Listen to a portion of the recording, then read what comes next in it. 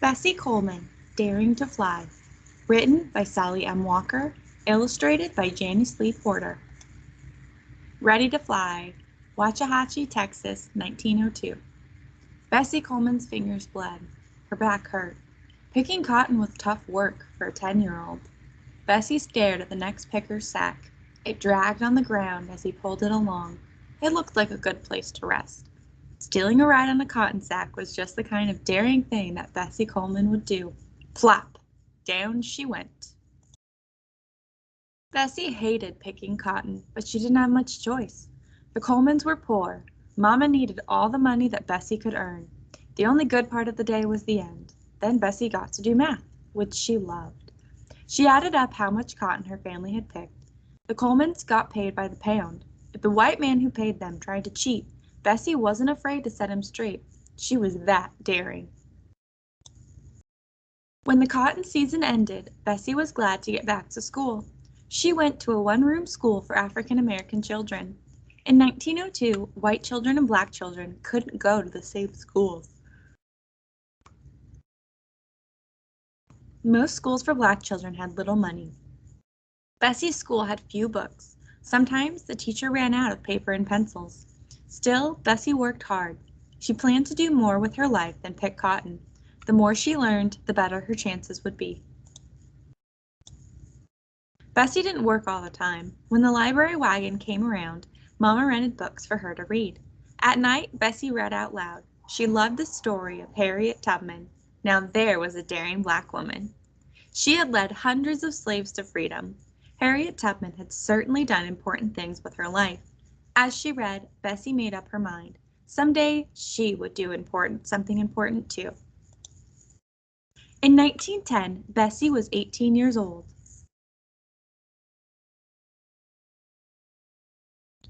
She started college in Oklahoma, but her money ran out. She went home to Texas and washed clothes to earn more. While Bessie scrubbed and ironed, she thought about the future.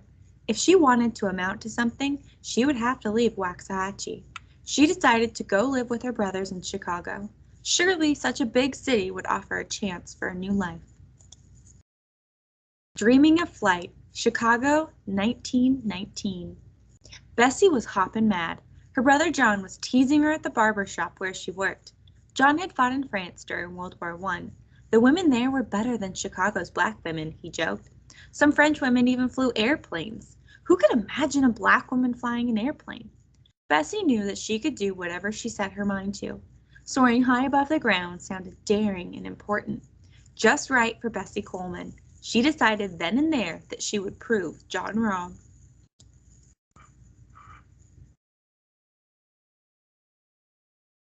In 1919, flying an airplane was a new kind of dream. People had been flying only since 1903.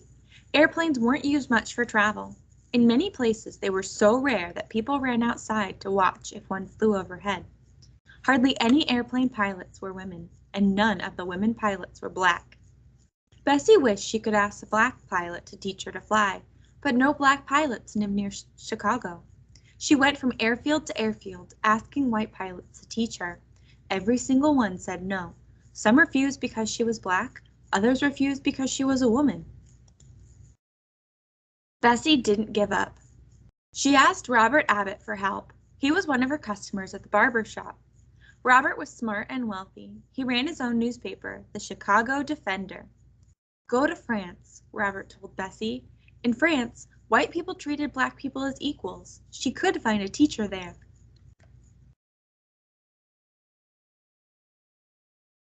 A ticket to France would be expensive, so would flying lessons. Bessie got busy. She found a better paying job running a chili shop. She took French lessons. She dreamed about flying. In November 1920, Bessie boarded a ship and steamed off to France. Take off! Le Courtois, France, 1920. Bessie ran her hand lightly over the side of the airplane. She could hardly believe it. She was 28 years old, and her first day of flying lessons had come at last. Bessie checked the propeller and the tires. She looked for tears and cracks in the cloth-covered wings. Good pilots always check their planes before takeoff. Bessie climbed into the rear cockpit. Her teacher sat in front. The motor rumbled, the propeller whirred. As the airplane took off, cold air stung Bessie's cheeks. She was flying! After that first lesson, Bessie practiced hard and kept learning. Then one day, she saw a classmate die in a crash. Bessie was shocked. Her dream was putting her in danger. Still, she wasn't about to give up. She worked even harder on her flying skills. With each trip to the sky, Bessie grew more daring. Soon, she was flying on her own.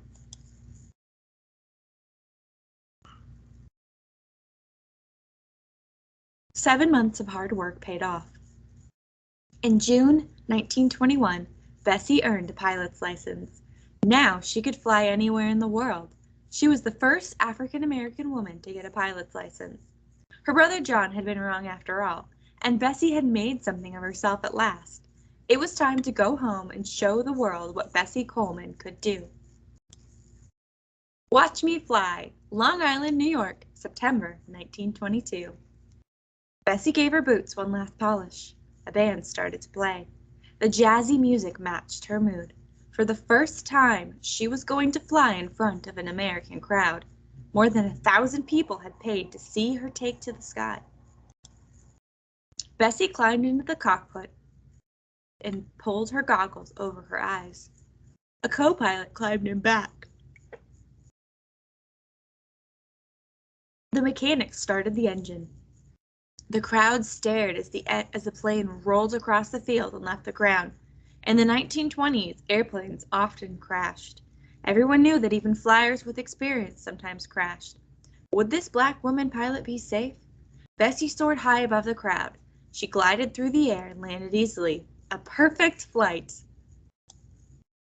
Soon, Bessie was doing more than just flying. She thrilled her fans with amazing stunts. In Chicago, she glided so low over the crowd that people ducked. They gazed at the plane as it curved upward. Suddenly, it turned sharply to the side. The audience gasped. Had Bessie lost control? Not for a second. She turned the plane again and completed a smooth figure eight.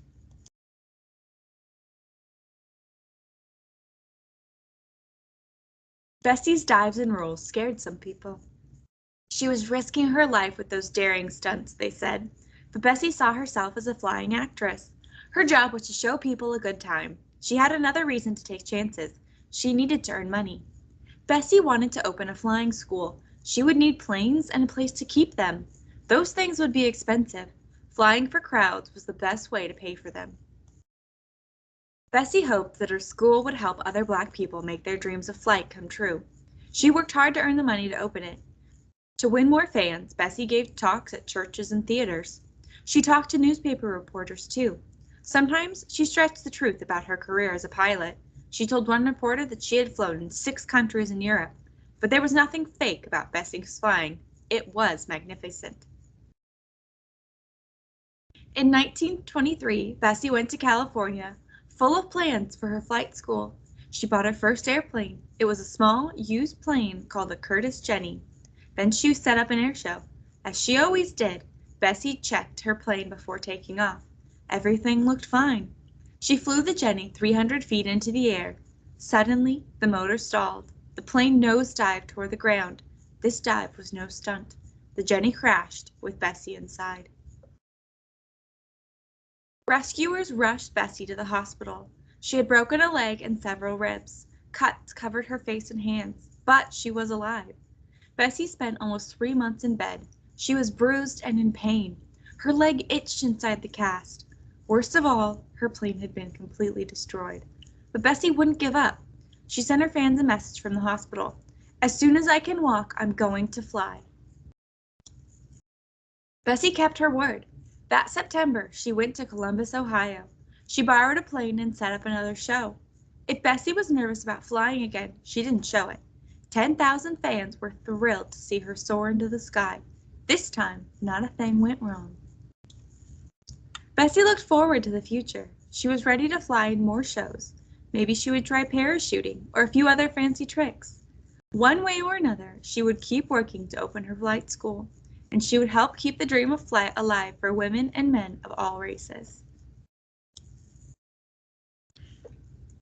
Afterward, Bessie Coleman went on to perform air shows in many places, including her hometown of Waxahachie, Texas. Along with her death-defying stunts as a pilot, she learned to parachute. She also wing-walked, balancing herself on the wings of a moving plane while another pilot took the controls. Everywhere she went, she amazed and inspired thousands of fans.